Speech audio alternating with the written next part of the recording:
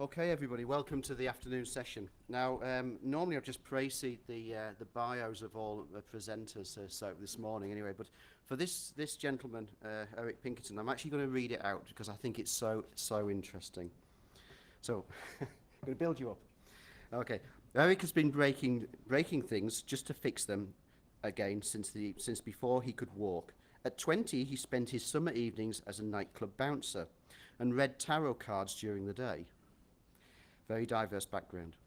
He didn't realise it back then, but nothing could have prepared him better for a career in InfoSec, trying to predict the future whilst ducking punches. I won't say anything bad about you. Eric cut his teeth as a technologist for the BBC World Service in London, where he learned the importance of educate, inform and entertain. He also developed his passion for emerging technologies with a bent for security. Arriving in Australia in 2003, he landed an operational role at Australia's first IP telco and has since served hard time at Telstra, Strassec, BAE Systems, Datacom, CSC, and finally, is it Hivnet or Hivnet? Eric has presented at CeBIT, AusCERT, AISA, and CrikeyCon. Retains a healthy level of cynicism, is partially of aluminium millinery and blogs about, is partial to aluminium millinery and blogs about privacy, security, and the myth of inflammability in humans. Please put your hands together for Eric Pinkerton. Thank you. Thank you very much, and thank you very much for coming. I realised I was up against Mr. Robot and Bug Bounty, so thanks very much. I'll try not to disappoint you. So before I start and get into this, it'd be good to see a very quick show of hands. Who here thinks that data retention is a good thing? Nobody? Two people. Who thinks that data retention is a bad thing? So, a few more people. And who just doesn't really have an opinion or have a care in the world about it? So roughly when I talk to people, I find roughly 40% of people think it's a good idea, 40% of people think it's a bad idea, and 20% of people don't really have an opinion about it. And I want to sort of maybe change some of your perceptions about this through this talk. So first thing, who am I? So you just heard my bio. I've worked in security and telco for about 18 years. I'm not a lawyer. I'm not going to get into the semantics of the legislation. I'd like to, but I'm just not qualified to do that. So I'm going to try and talk about the practical realities of it. Network engineering, telco background, and working at telcos, I was responsible for both lawful intercept and metadata requests coming from the police. And this is what's really piqued my interest in this legislation. So how do we get here? So we all remember, we've all seen the old films with the phone trace race, and the criminal always made the phone call and knew just the right time to hang up. And in the old days of telephone exchanges and mechanical switches, it was literally a case of following wires between different frames, and the first number in the phone was number 4, then you'd go to the first frame and you'd follow the wire from number 4 down and you'd see where that mechanical switch. So it took a long time to trace those calls. Really, this metadata is just the modern take on this.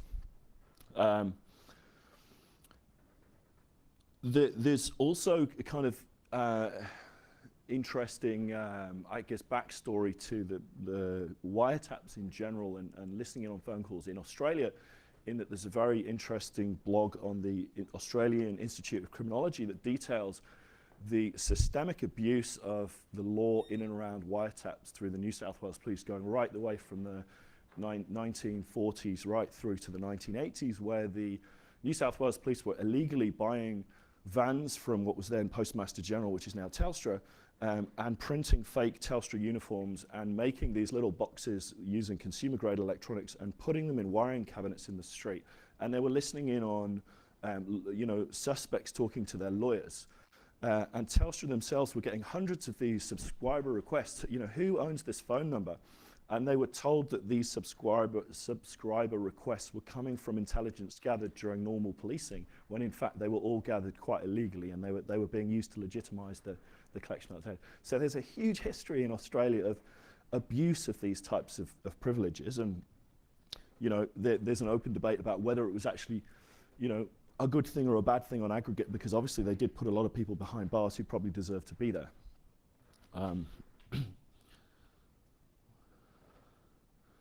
So what about metadata?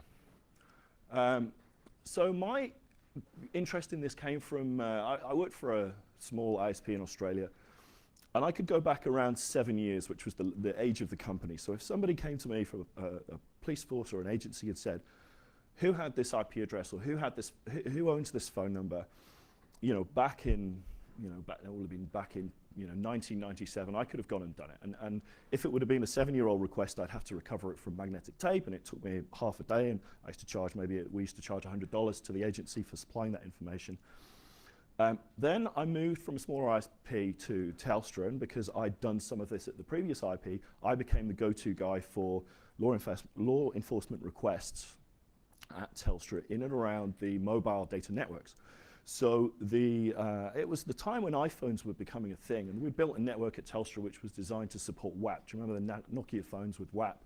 And you could look up Google Maps, and it was maybe 7 or 8 people in the whole of Australia using this thing at the same time. So the network was kind of built and scoped for that. And then along came the iPhone, and everyone went out and bought an iPhone. And then a year later, everyone who'd bought an iPhone and subscribed to Optus or Vodafone because it was cheaper had realized that they couldn't use their iPhone anywhere, so they went to Telstra. So over this 2-year period, the amount of traffic on this network went through the roof. And the problem was the wireless network was all carrier-grade net, so it was all private address space. And what that meant was when the AFP came to Telstra and said, we want to know who had this IP address on Tuesday, the 12th of February at 3 p.m., Telstra's radius logs went back 7 or 8 years, but the radius logs contained a private IP address, and in order to change that private IP address into a public IP address, they had to come to me on the firewall to look through my firewall logs to find that NAT to turn that into the public IP that they were looking for. And the problem was the firewalls were so noisy that the logs pretty much rolled after about 15 to 16 days. So when the AFP came along, excuse me, I need a sip of water. So when the AFP came along in about 2014 and said, hey, how far back can we go in these various different requests we're putting? The one that really stood out was that the mobile data, the official number that Telstra gave the AFP was 10 days. So unless you can come to us within 10 days of something happening for this request, it's going to fall off the back of the logs. And the law was vague and ambiguous, and effectively the interpretation was, if you had the logs, you had to supply them. If you didn't have the logs that you weren't keeping for normal business purposes, then you didn't have to provide that information. So they were terrified that if it got out, that you could do whatever you want on the Telstra network without, and it always took, the speed of public servants meant that there was no way they were going to get that satisfied within 10 days and us get the data back to them. So I knew at the time that this was going to turn into some legislation to prolong that data.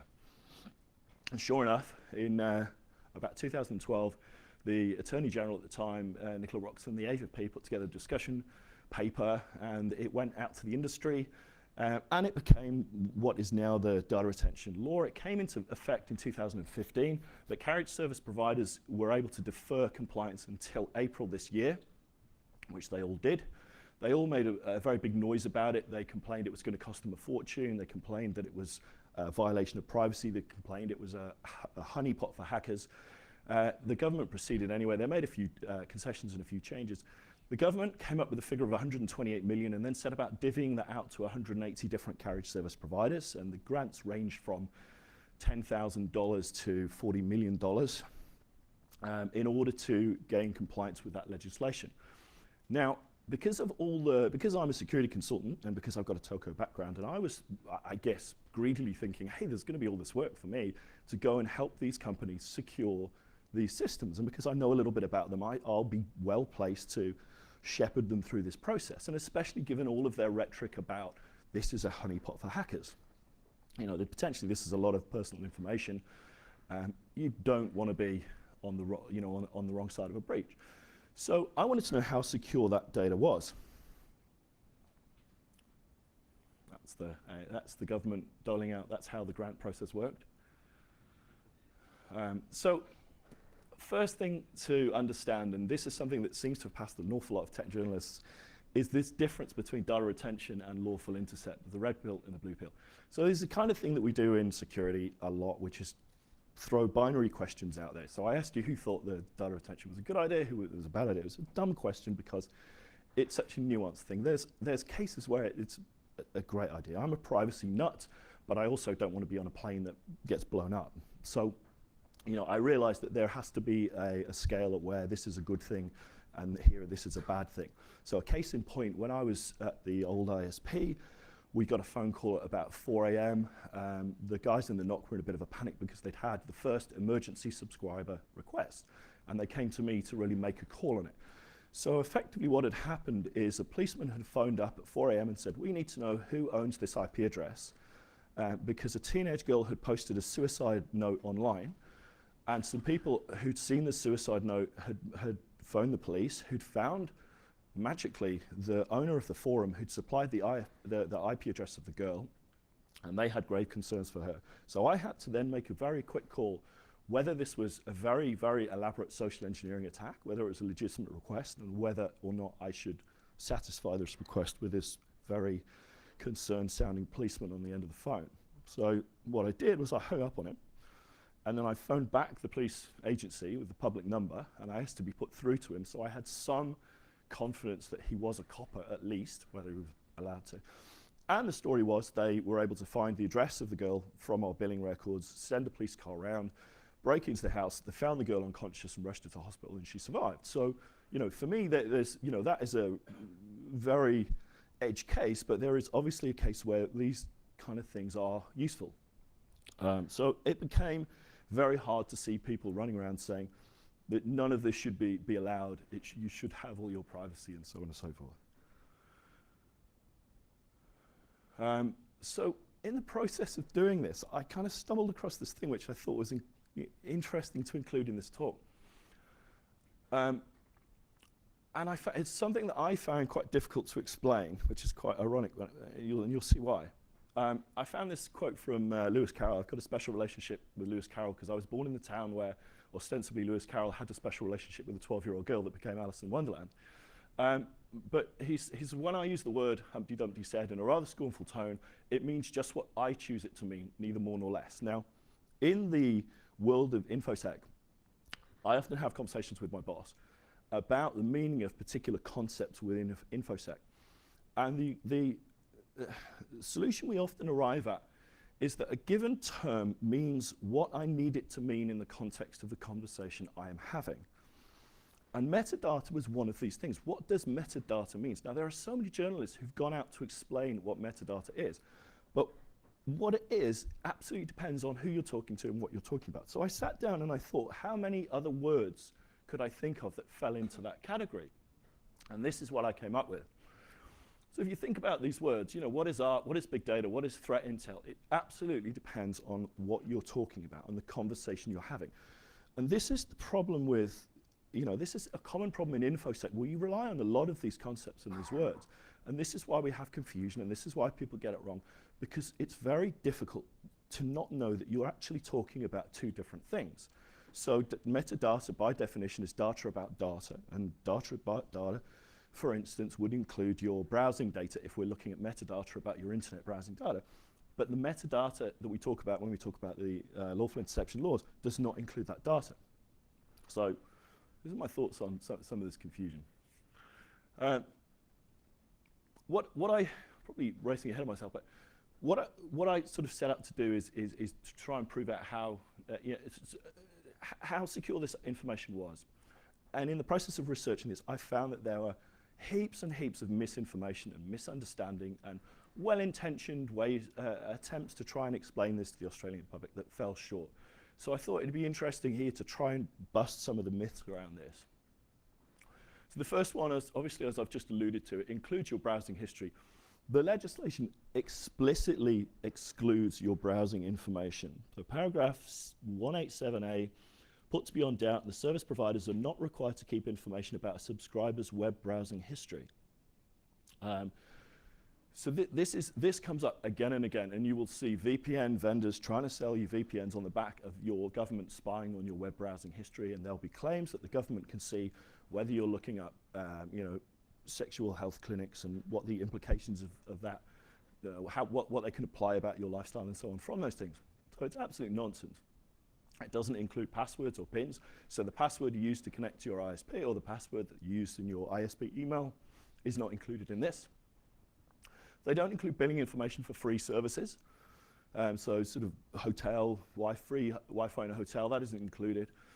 Obviously, there's no content of the communication. This is the Lawful Intercept stuff, which is a very different thing. So Lawful Intercept, roughly, it has to be a crime that's punishable by 7 years in prison for it to qualify for a lawful intercept. It has to go in front of a judge, and it has to get a warrant. A metadata request has to be a crime that's punishable by about 2 years in prison, which is a huge, huge broad tent. I mean, it's graffiti is in that, right? Or fly tipping, littering. So it's a much broader church, but a senior policeman is all you need to sign off on that request. So that's the difference. And the other thing that actually took me by surprise when I did this is ongoing location. So I thought, wow, I've watched British cop shows and I've watched The Line of Duty, and there's always this point where they go, okay, well, which phones were in area A and area B and area C at these 3 different times? They narrow down to this one suspect who's always one of the other coppers on the team using this geolocation data. And I've heard of real cases where this has been done in law enforcement. They can't do that in Australia. What they have is the location when you start a call and the location when you finish a call. We're talking about cell towers. So they can't track your movements in the same way. So I think that's busted. If we're going to talk about what it isn't, then we talk about what it is. So subscriber information, your name, address, your billing and contact information. So this is the PII that really we're talking about when we're talking about private information.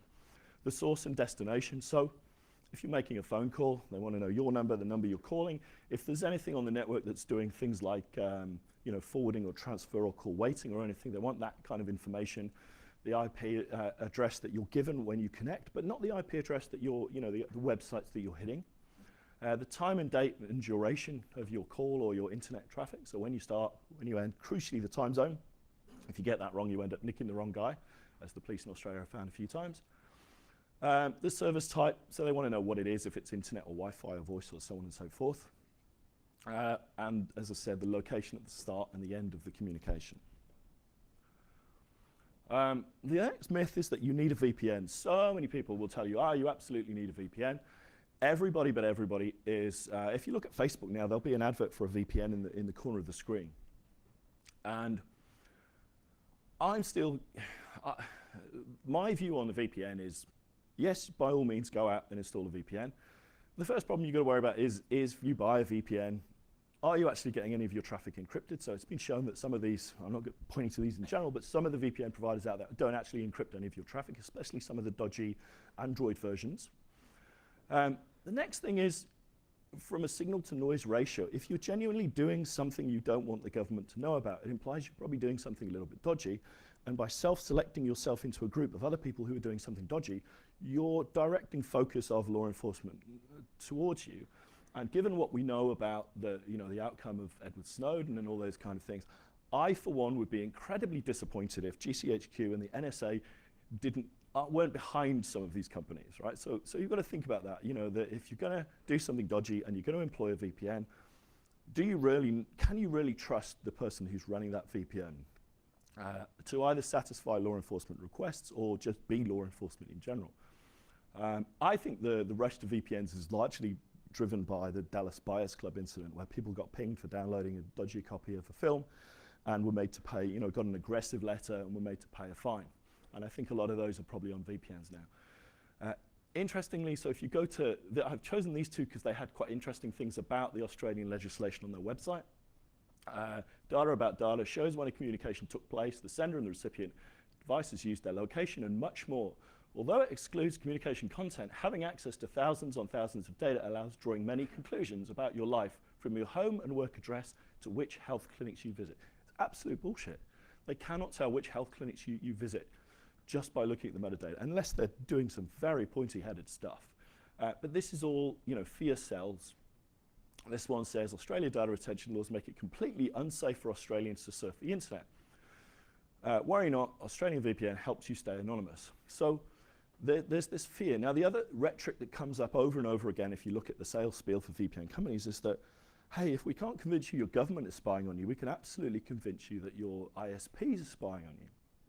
And that kind of piqued my interest, because I remember having a conversation when I worked at a telco about providing click data to sort of data broker companies. And I knew it was a thing, and I knew there's all this big data analysis, and nobody in the industry talks about it. Let's go, but I'll come back to that point. So the other myth is that telcos were already collecting this information. So I did a bit of a survey, which I'll go into in a bit more detail now. In my view, the telcos were all collecting the vast majority of this data, but as I said with Telstra, they just weren't storing it long enough for it to be around when the request came through. What I found when I did a quick survey is that 64% were storing some of the information. 18% of people were storing most of the information, and only 18% were storing none of the information. Now, there's probably my ambiguity in my question about the store information, because a lot of this stuff might be on a Cisco router that just rolls over every couple of hours or something. So it's plausible that they were collecting this information. It's just the longevity of how long they were keeping it. So this was the point about the ISP selling your click data. Now I know the Telstra got in big trouble with the Privacy Commissioner because they were sending click data to a net nanny service based in the States, and every time you visited a website they'd never seen before, your website subsequently got visited by a bot sitting in Rackspace in the US so that they could classify the site. Now, in doing that, Telstra made a bit of a snafu because it meant that a third party were able to analyze what people were browsing, and that information is worth a lot of money. So I asked the ISPs, I'm on a network mailing list of all the major carriers and ISPs, and I've been around for long enough that they actually do pay me some attention. And I said, who knows about this? Who's got horror stories? I don't need you to name names, but I want to know if you've ever heard any talk in the industry about this selling of this data. And everyone came back and went, no, it doesn't happen in Australia. It doesn't happen in Australia. A lot of people refer to the fact that Trump has just changed the law in the US to make this basically legal, which doesn't surprise me. Nothing that happens in America now surprises me. And then this one guy emailed me and he said, oh yeah, he said, I used to work for a company and that's what they did. I can tell you that we had a lot of customers in Australia. And the customers he told me about included a lot of the ISPs who'd come back to me and said, no, it doesn't happen. So I know that this was a thing. And I looked into it, and I'm not going to name the company. I know there are a few of them. This one in particular at one point had 40% of the internet users in Australia. And it wasn't specifically tied to particular users, but they were able to infer things and use big data analysis. And they talk about obfuscation, and we all know as security people that obfuscation or de-identification is problematic, especially when you've got lots of data. What they say on their website is data is sourced from providers who obtain opt-in consumer consent. And I thought that's interesting. So I went to the source of all things internet, Whirlpool, and I did a few searches to see if anyone was talking about, hey, is it a good idea for me to opt into this service? Because if that was a thing, that would be all over Whirlpool like a rash. And there was nothing. So I'm skeptical around this here. I think it happens a lot. Now, what I can find, what I was able to find out about this company, which is interesting, it was founded in Melbourne in '97. 2006, it was valued at £180 million, and it was acquired by another company in 2007 for $240 million, right? So the value of this company at that time was going through the roof. Now, it then subsequently sold hands in 2015 for $47 million. And what that tells me is the value of this information dropped through the floor when everybody started applying HTTPS to everything. It's kind of interesting. So I think that this, when the telcos were railing against the fact that metadata retention was an invasion of privacy, it was a little disingenuous given that a lot of them have been selling this information for a long time and they don't like to talk about it. So talking about hacker honeypots, there it is. The other great myth was it's all about national security. So when this legislation was introduced by the AFP, they very much said this is all about terrorism, this is all about homegrown terrorists. The numbers don't support that. It's actually more about organized crime and drugs. However, the numbers are unreliable because all the information around terrorists and the organizations that look at that stuff is actually suppressed. So I can't really tell you that it's not about national security. The next one is that there are safeguards in place. When this legislation came in place, everyone said, how do we know the right people are going to access this information? It's not going to get abused. as was the case of history. It was systemic abuse of metadata requests. There was a lot of coppers who would check up on their ex-wives and so on and so forth. And as working for an ISP, part of my job was to try and suss out which were legitimate requests and which weren't, and it was a very difficult thing to do. So there are safeguards in place. They were different times back then. I did a bit of Googling, and what we find is that absolute systemic abuse over and over again. A lot of times well-intentioned mistakes, the AFP and the journalist kind of story. I think it was probably just a snafu.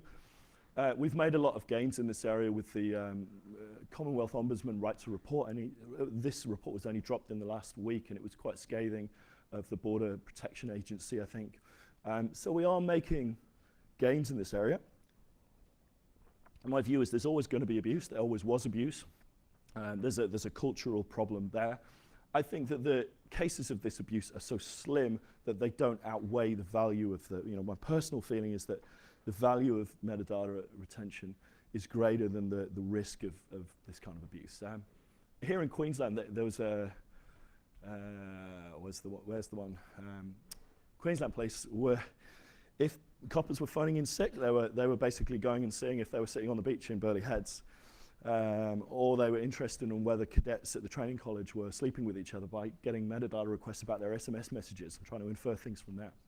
So there's been some egregious abuses. And this is why. We saw the quote right at the beginning, right? When a copper gets access to this system, this is who he feels like. It's like a power trip. So the next myth is it's pointless because insert technology here. So metadata requests are pointless because Tor, because VPN, because iMessage. All of these things skirt the metadata request, and it does break this thing. But my point on this is, we didn't stop collecting fingerprints at crime scenes when gloves were a thing. So you could argue that metadata is there to catch stupid people, and it's probably right. When you read the newspapers and you read about people that have been caught, you always go, oh, they always make a mistake, they always make a mistake. And the view I've come to is that there's actually probably this whole ecosystem of criminals who never get caught, who you never read about because they don't make those silly mistakes, and dumb people get caught. So just because, yes, you can easily circumvent this legislation, it doesn't necessarily mean it's worth abandoning it. This is a great one that comes up again and again. Metadata is more useful than content. So I've heard this put forward that actually they can tell more about you from just who you call and who you talk to than by listening to your calls, which is as absurd as it sounds. For me to say that Jerry talked to Bob is more interesting than Jerry talked to Bob about the shipment of cocaine. It doesn't stack up. Now, it's also a false dichotomy because you don't have one or the other. You don't either collect the content or the metadata. You collect the metadata or the metadata and the content, and you use the metadata to make those quick machine learning inferences about those kind of things. You drill down and then you listen to the content. So what the content gives you is much more context, and the metadata gives you that ability to hone in on that kind of thing. So the suggestion that metadata is more useful than content is absolute BS in my opinion.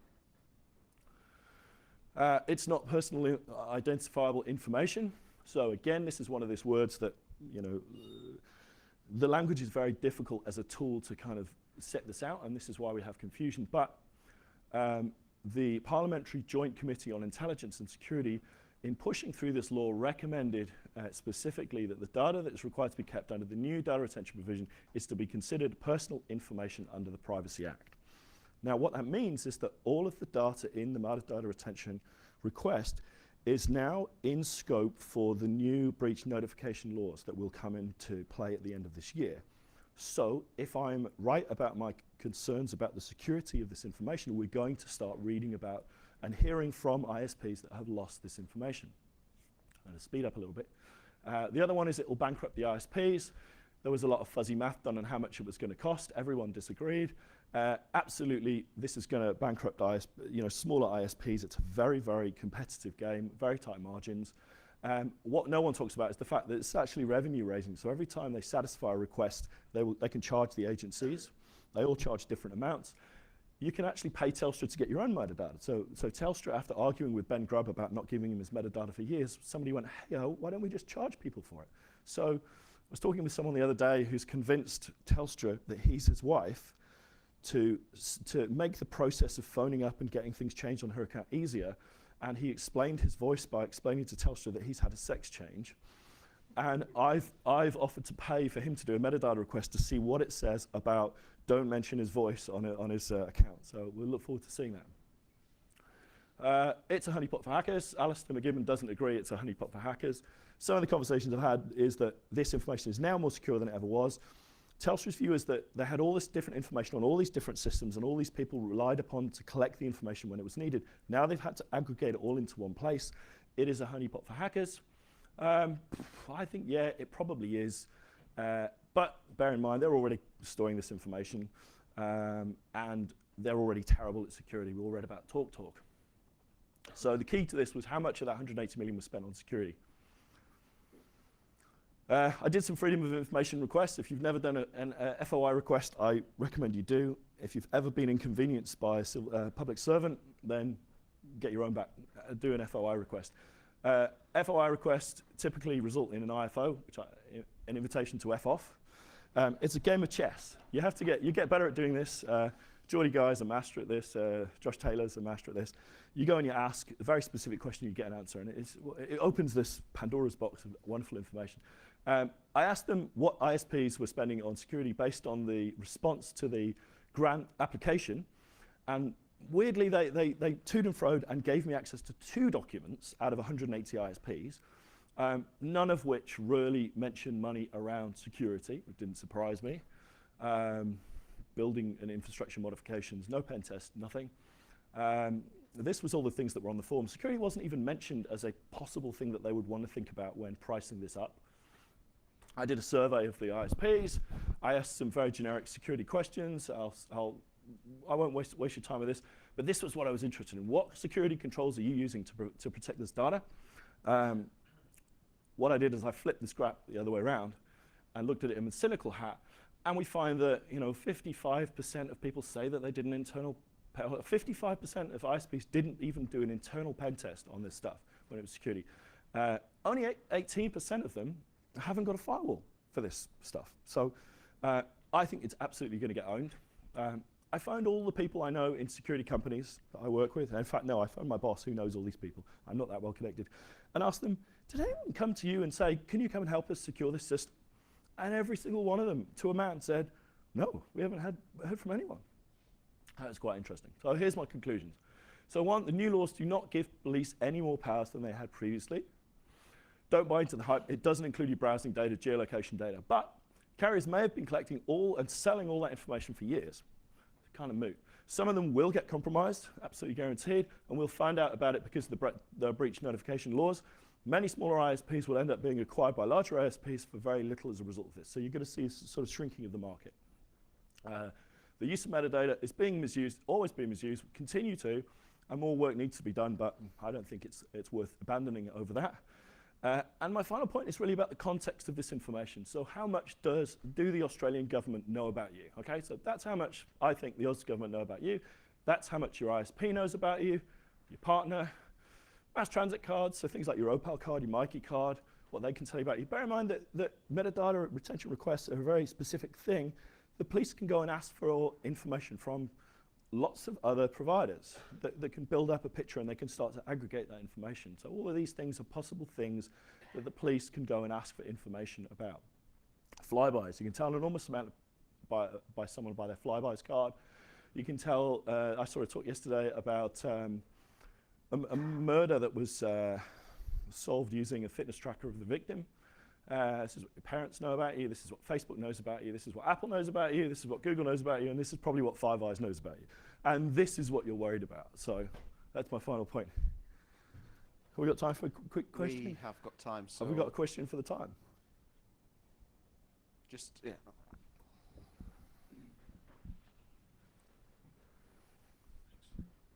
I'd just like to make 2 comments and Yep. just see what your response is. To the anecdote you gave at the start about the 15-year-old girl, Yep. I guess I've been through that or a very similar situation a number of times before. Yep. I don't see how data retention aids that at all because it's obviously time critical. So more than a couple of hours ago is too late. Fair point. Yep. And the second one is about, I understand that they don't keep your browsing history, but the information on its own is completely irrelevant. So I think the information becomes useful to law enforcement when they have web server logs, where they know what someone has been browsing, they know what the source IP address is, and then they want to know the user. So they, in effect, they do have browser history, not through this, but through the way it's applied. Yes, but it's a kind of, it's a one-to-one member. So what they want to know, and it tells you what the problem was people putting dodgy things on eBay and committing fraud. And then they would say, who was this person that sold this thing on eBay? And Telstra would go, we don't know. So they have the IP address to start with because somebody's uploaded something violent or something offensive. And they take that log and they take that IP and they want to turn that IP or a phone number. You know, you've had a threatening phone call. Who made that phone call? Well, that phone call was made from a phone box. Or that phone call was made by your next door neighbor. And that's what they're interested in. If you collect all, like as they do in the UK, the Snoopers Charter in the UK it includes the data, and it also includes the ability to do bulk checks. So the police can go on fishing expeditions, and they will. Now, this has happened to me in Australia where I have had a request, which is, I want you to give me every single person who had this IP address in a month. And I've gone, yeah, that's fine. It's going to cost you $6,000 because we charge $10 a pop. So that was how we regulated it. Now, I don't know what's changed around the pricing structure. I was unable to find any real legislation. The way it's done is kind of odd. So all of the ISPs had to go and cobble together these solutions without talking to each other on pain of not getting the grant, because the AFP didn't want the telcos talking about what they were and weren't able to do, because they didn't want people on Whirlpool discussing the fact that if they bought a TPG mobile, there was an exception that had been granted by the Attorney General that they couldn't collect that information. So they didn't want the intelligence getting out there of what was and wasn't possible. Sorry, that was a bit of a digression. Yeah. What validation is actually on the data? So they put the logs in one location, but what if those logs get changed or modified, or is there any requirement in the legislation to validate these? It's a good question. What there is in the legislation is information about encrypting this data. And in terms of actually integrity, what I can tell you is that in terms of the law enforcement side of stuff, they were all over the integrity. Everything was hashed and encrypted and so on and so forth. So I'd be surprised if the integrity wasn't covered, because it's a relatively trivial problem to solve. It's more a case that what people will do is they'll go and stuff the stuff in an S3 bucket because it's cheap. And we've heard from a talk by Dan G at Atlassian that there's a quirk with S3 where there's a permission on the files of S3 where there's the everyone group, and everyone assumes everyone means everyone in your organization. In fact, it means everyone with an AWS login. So a lot of these ISPs are going to stick this stuff, and if they don't secure the key they're using to encrypt this, then we're going to read about this, guaranteed. Okay, well, please put your hands together for Eric. Thank you.